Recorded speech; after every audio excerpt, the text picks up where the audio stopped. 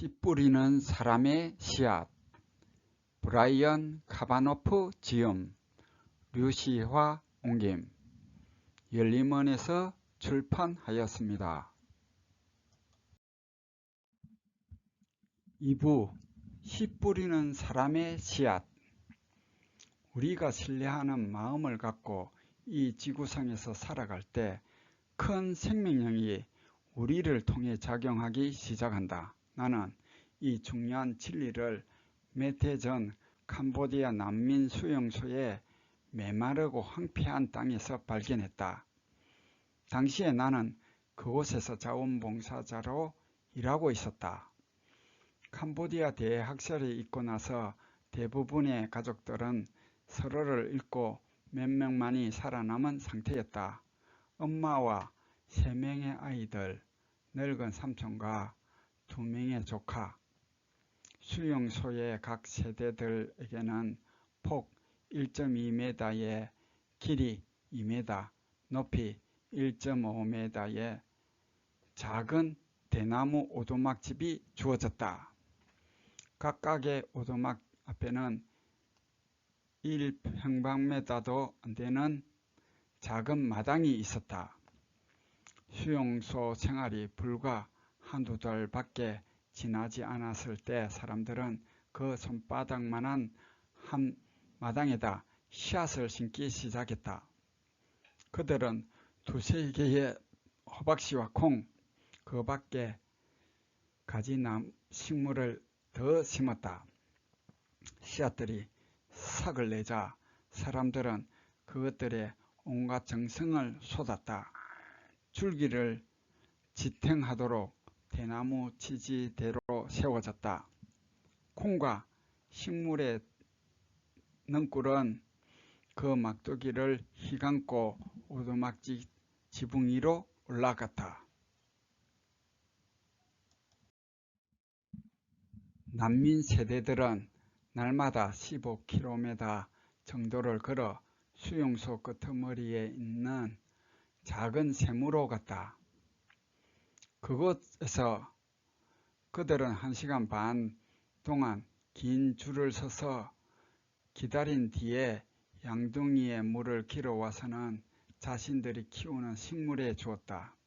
아무것도 자랄 것 같지 않은 뜨겁고 황폐한 땅에서, 그것도 메마르기 짝이 없는 근기의 수용소 한복판에서 푸르게 가꾸어진 채소밭을 보는 것은 실로 감동적인 일이었다. 전쟁으로 망가진 이 가족들은 씨앗을 심고 자신들의 작은 정원에 물을 줌으로써 결코 멈춰질 수 없는 생명력을 발견했던 것이다. 우리 자신도 그렇게 할 수 있다고 나는 믿는다. 우리가 어떤 내적인 고통이나 외부적인 시련을 겪을지라도 이들과 똑같이 씨앗을 뿌리고 물을 줌으로써 결코 멈춰지지 않는 생명력을 발견할 수 있다. 메리 루 코우나키. 위대한 여성. 내가 초등학교 4학년이었을 때 당신은 가장 행렬에 있고 갈 내 의상을 만드느라 밤을 꼬박 새웠어요. 난 당신이 좋은 엄마라는 걸 알았지만 당신이 위대한 여성이라는 건 깨닫지 못했어요. 난 당신이 때로 2가지 직업을 동시에 가졌던 것을 기억해요. 당신은 우리 집의 수입과 지출을 맞추기 위해 집 앞에 미용실을 차린 적도 있었어요. 당신은 여러 시간을 쉬지 않고 일했지요. 하지만 언제나 미소를 잃지 않았었어요. 난 당신이 열심히 일하는 엄마라는 걸 알았지만 당신이 위대한 여성이라는 건 깨닫지 못했어요.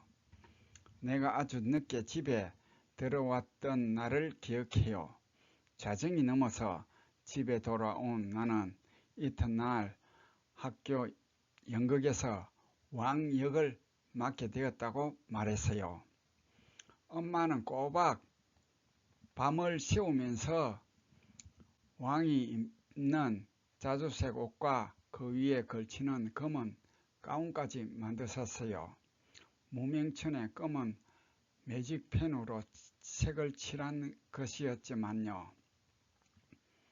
연극이 끝난 뒤 나는 무대에서 한 바퀴 도는 걸 잊었기 때문에 사람들은 당신이 만든 작품이 얼마나 완벽한가를 제대로 알 수 없었죠.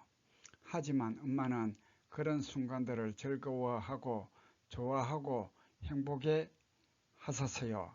난 그때 당신이 어떤 상황에서도 주어진 일을 해낼 수 있는 분이라는 걸 알았지만 당신이 위대한 여성이라는 건 깨닫지 못했어요.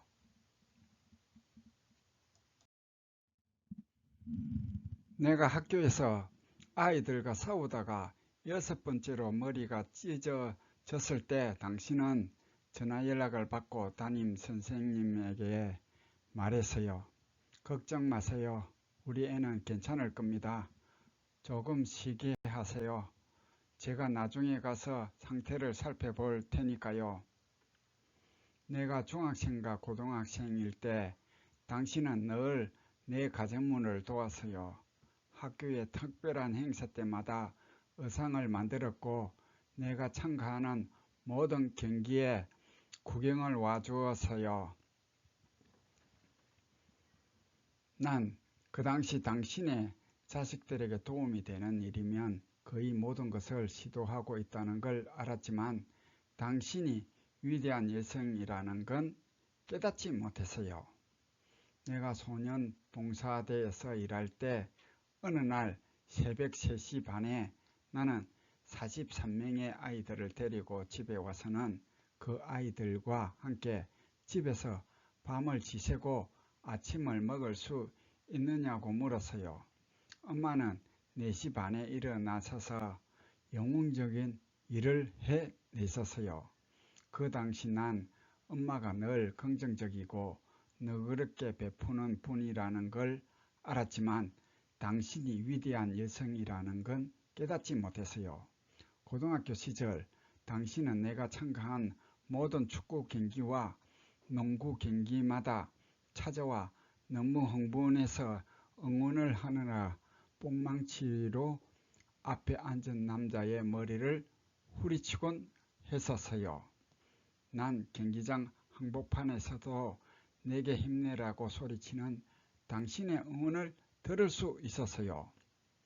난 당신이 언제 어느 곳에서나 어떤 치어리더보다 내게 더 큰 응원이 되어주고 있다는 걸 알았지만 당신이 위대한 여성이라는 건 깨닫지 못했어요.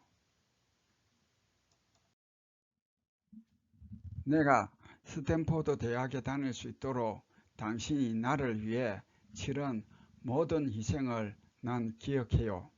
난 학비를 위해 당신은 시간 외 근무를 해야만 했고 내가 혼자라는 걸 느끼지 않도록 정기적으로 편지와 꼼꼼한 소포도를 보내주셨어요. 난 당신이 훌륭한 친구라는 걸 알았지만 당신이 위대한 여성이라는 건 깨닫지 못했어요. 내가 스탠포드를 졸업하고 한 달에 $200의 보수를 받는 조건으로 소년 봉사대에 취직하기로 결정했던 날을 난 기억해요. 아버진 내가 사다리의 맨 밑바닥으로 떨어진 것이라고 생각했지만 당신은 여전히 날 격려해 주셨어요. 사실 당신이 내 작은 원룸 아파트를 수리해 주기 위해 오셨던 것까지 난 기억해요. 작은 다락방에 불과한 그 공간에 당신은 특별하고 애정 넘치는 솜씨를 발휘해 주셨어요. 다른 때와 마찬가지로 그때 난 당신이 대단히 창조적인 천재라는 걸 알았지만 당신이 위대한 여성이라는 건 깨닫지 못했어요. 시간이 흘러 난 나이를 먹고 결혼을 해서 가정을 이루기 시작했어요. 당신은 할머니가 되었고 당신의 새로운 역할을 소중히 여겼어요. 하지만 당신은 결코 조금도 더 늙어 보이지 않았어요. 난 그때 신이 당신을 만들 때 당신의 삶에 특별한 자리를 만들어 놓았다는 걸 깨달았지만 당신이 정말로 위대한 여성이라는 건 깨닫지 못했어요.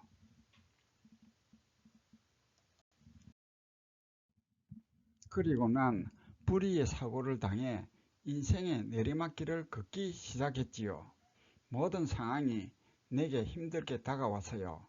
하지만 당신은 언제나와 마찬가지로 내 곁에 있어 주셨어요. 어떤 것들은 결코 변하지 않는다는 걸 난 알았어요. 그리고 깊이 감사하게 생각했지요. 난 그때 내가 오래전부터 느끼고 있었듯이 당신이 얼마나 훌륭한 간호사인가를 깨달았지만 당신이 정말로 위대한 여성이라는 건 깨닫지 못했어요. 난 몇 권의 책을 썼고 사람들이 내 책을 좋아했어요. 당신과 아버지는 자신의 아들이 이룩한 업적을 자랑하기 위해 사람들에게 내 책을 너무도 자랑스럽게 선물했어요. 난 그때 당신이 얼마나 훌륭한 홍보자인가를 깨달았지만 당신이 얼마나 위대한 여성인가를 깨닫지 못했어요. 시간은 강물처럼 흐르고 계절이 지나가고 내가 알았던 많은 훌륭한 남자들 중에 한 사람도 세상을 떠났어요. 난 아직도 아버지의 장례식장에서 당신이 눈부신 자주색 드레스를 입고서 사람들에게 우리가 얼마나 축복을 받았는지, 우리가 인생을 잘 살아온 것이 얼마나 감사한지 몰라요 라고 말하던 그 장면을 기억해요. 그 순간들 속에서 난 가장 어려운 순간과 힘든 상황에서도 꿋꿋이 서 있고 감사할 줄 아는 한 여성을 보았어요. 난 비로소 당신이 얼마나 위대한 여성인가를 발견하기 시작했어요. 마지막 해에 전에도 한 번도 그런 적이 없었는데 이제 당신 혼자서 서 있어야만 하게 되었을 때 그 여러 해 동안 내가 지켜봐 오고 경험해온 모든 것이 새로운 방식으로 다가왔어요. 그 모든 것에도 불구하고 당신의 웃음은 더 풍성해지고 당신의 힘은 더 강해지고 당신의 사랑은 더 깊어졌어요. 난 진실로 당신이 얼마나 위대한 여성인가를 깨달았어요. 나를 당신의 아들로 선택해 준 것에 대해 감사드려요. 팀 한셀. 한 번 더 포옹을. 중환자실의 간호사로 여러 해 동안 일해왔기 때문에 나는 그 남자의 환자가 가망이 없다는 사실을 잘 알고 있었다. 움직임도 없고 숨소리조차 미약했으며 온갖 주사 용액으로 겨우 생명을 유지하고 있을 뿐이었다. 환자 기록표를 훑어보면서 나는 그가 더 이상 치료약에 아무 반응도 보이고 있지 않다는 사실을 주목했다. 그는 지금 이곳 중환자실에 누워 있으며 육체가 영원한 휴식에 들어가는 건 시간 문제라고 할 수 있었다. 나는 천천히 그의 침대 곁으로 걸어갔다. 한 인생의 마지막 여정과 그에게 투여되는 무의미한 약물들, 생명에 유지해주는 것과 죽음에 대한 생각들이 나를 사로잡았다. 나는 순서대로 링거 주사관에 표시해 나갔다. 어떤 병의 주사약이 어떤 팔로 주입되고 있는가를 쉽게 알기 위해서였다. 생각에 잠겨 있느라 나는 그 여자가 걸어 들어오는 걸 미처 알지 못했다. 그녀는 아무런 기척도 내지 않은 채 신속히 침대 곁으로 걸어가더니 몸을 굽혀 그 남자 환자의 머리칼을 쓰다듬었다. 순간 나는 매우 사적인 관계에 끼어들었다는 느낌을 받았다. 그녀는 나를 쳐다보지도 않고 오로지 환자에게만 눈길을 준 채 미소를 지으며 내게 물었다. 무슨 변화가 있나요?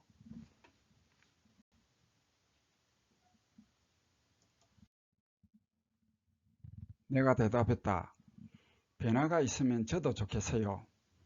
나는 그녀가 침대 옆 의자에 앉으며 그의 한 손을 움켜쥐는 것을 보았다. 그의 아무 반응 없는 얼굴에서 잠시도 시선을 떼지 않은 채로 나는 자신도 모르게 그녀에게 물었다. 남편에 대한 그녀의 사랑이 너무도 지극했기 때문에 내 질문은 결코 무례한 것이 아니라 어찌 보면 당연한 질문이었다. 그녀는 말을 끝맺지 못한 채 좀 더 가까이 병상으로 다가앉으며 흐느낌이 더해갔다. 내가 물었다. 남편을 다시 한번 껴안고 싶지 않으세요? 두 팔로 남편을 껴안아 보고 싶으시죠? 처음으로 그녀는 날 쳐다보았다. 호기심에 찬, 희망에 찬, 그리고 약간은 어색해하는 그런 표정이었다. 흐느낌이 멎고 그녀가 대답했다. 물론이에요. 우리가 한 번 더 껴안을 수 있었으면 좋겠어요.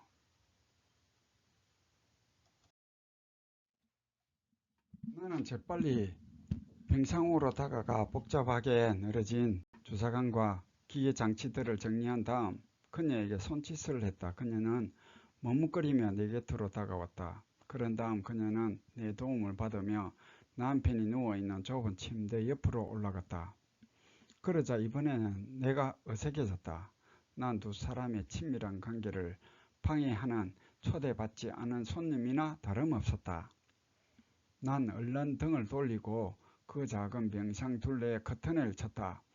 둘만의 공간에 그들을 있게 하고 싶어서였다. 내가 간호사로서 나머지 할 일을 열심히 하는 동안 나는 그녀가 남편에게 부드러운 말을 속삭이고 남편에게 용기를 주고 자신에게도 용기를 주며 그녀가 알지 못하는 사이에 내게도 용기를 주는 그런 말을 속삭이는 걸 들을 수 있었다. 주사 용액이 떨어지는 속도를 재조정하기 위해 몸을 돌린 순간 난 그녀의 손가락이 부드럽게 남편의 뺨을 어루만지고 그녀의 입술이 부드럽게 남자의 뺨에 입을 맞추는 걸 보았다. 나는 굳이 흐르는 눈물을 감추지 않았다. 그렇게 그녀가 남편을 마지막으로 한 번 더 껴안고 있는 사이에 잠시 후 남편의 영혼은 먼 여행을 떠났다. 난 한 번 더 그녀를 껴안아 주었다. 패티 로센.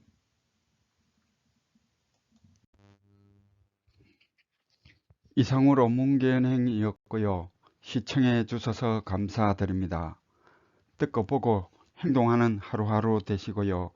구독과 좋아요를 부탁드립니다.